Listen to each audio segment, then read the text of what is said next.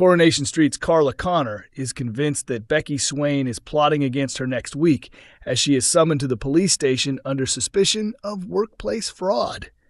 Is Carla right to think that Lisa's ex has set her up? Outside the factory, Carla excitedly tells Lisa that she's organized a special day filled with surprises to mark the anniversary of their first kiss. But their joy is short-lived when a police officer approaches them, explaining that someone has reported potential fraud at her workplace. Furious, Carla insists to Lisa that Becky must be the person behind the complaint before rushing off to defend herself. Can Carla prove she's innocent and the victim of a false accusation? Carla is absolutely livid, a Corrie insider explains. What was meant to be a perfect day celebrating her first kiss with Lisa is completely ruined because someone wants to make her life miserable. Just before the officer leads her away, Carla makes it clear to Lisa that she believes Becky is the only person who could do such a thing. Given the long-standing rivalry between them, it's easy to understand why she feels that way. At the police station, Kit Green eventually tells Carla that she's free to leave as there's no evidence supporting the allegation. However, Carla isn't ready to move on so quickly. Still convinced that Becky tried to tarnish her name and business, Carla is determined to confront her former rival. But how will Lisa react to all the tension? We're talking about Carla Connor here, the insider adds. She won't just accept defeat and stay silent, but the situation puts Lisa in a difficult spot. If she attempts to smooth things over, Carla will feel unsupported, and any friction between her and Lisa only plays into Becky's hands, whether Becky actually did what Carla claims or not. As Carla boils with anger, how far will the feud with Becky escalate, and how will Lisa handle the fallout from the confrontation? Coronation Street spoiler, Tracy's taunts lead to a shock showdown with Abby. Abby is pushed over the edge. A downcast Abby admits that Jack has ignored her on the street, leaving her feeling hurt and overlooked.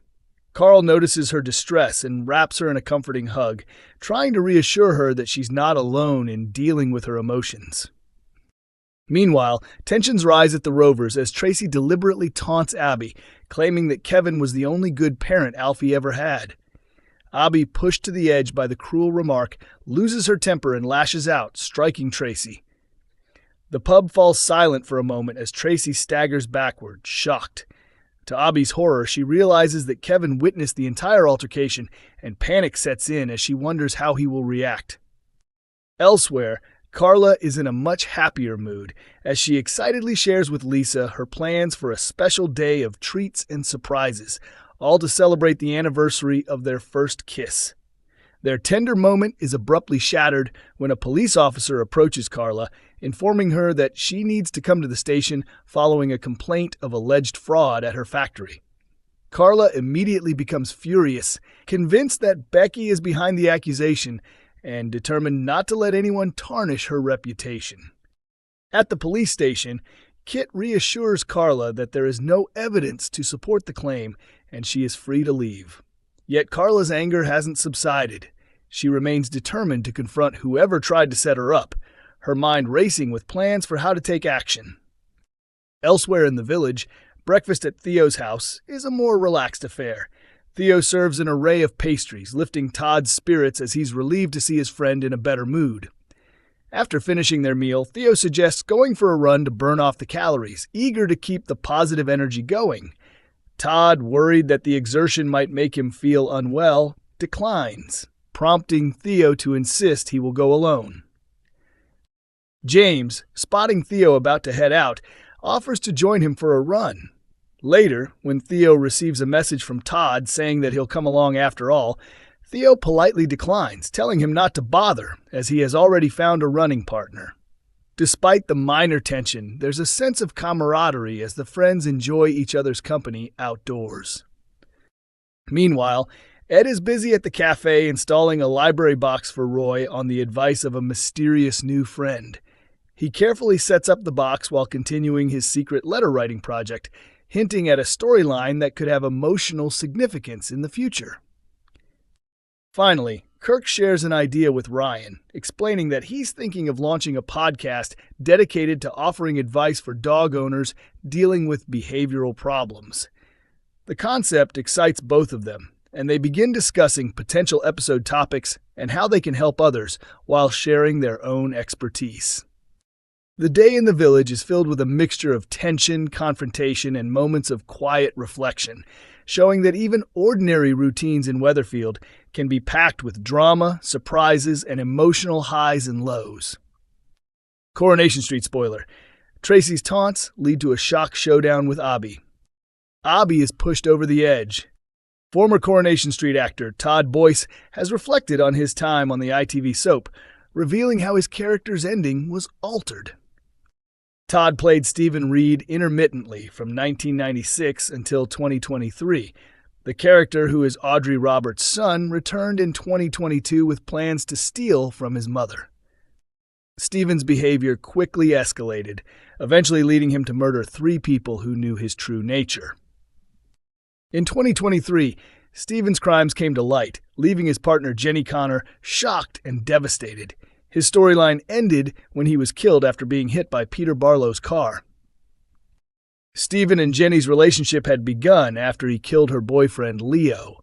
The time between their romance starting and Stephen's death was brief, though the storyline could have taken a very different path. Todd recently revealed that the romance between Stephen and Jenny was originally intended to last longer. I know the executive producer considered letting me be with Jenny for a while, allowing things to settle down. I was contracted for a year and a half. That's how long we thought the story would run, he explained. They also toyed with the idea of extending it another 6 months. The plan was for me to move in with Jenny, hang out at the Rovers, work at the factory, come home at night.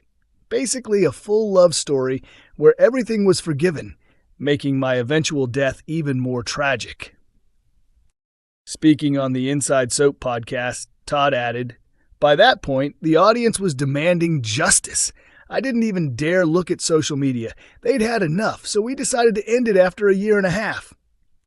Following Stephen's death, Peter was not sent to prison, forcing him to navigate life in Weatherfield and confront the scene of the incident daily.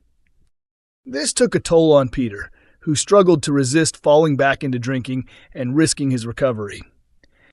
With Carla Connor recognizing Peter's state of mind, she bought him a one-way ticket to Spain as a Christmas gift, allowing him to start anew. Peter was initially surprised that Carla wasn't leaving with him, but he understood that she was giving him the chance to find happiness abroad. Just before his departure, a special episode focused entirely on Peter and Carla, providing a reflective and deeply emotional look back at their time together.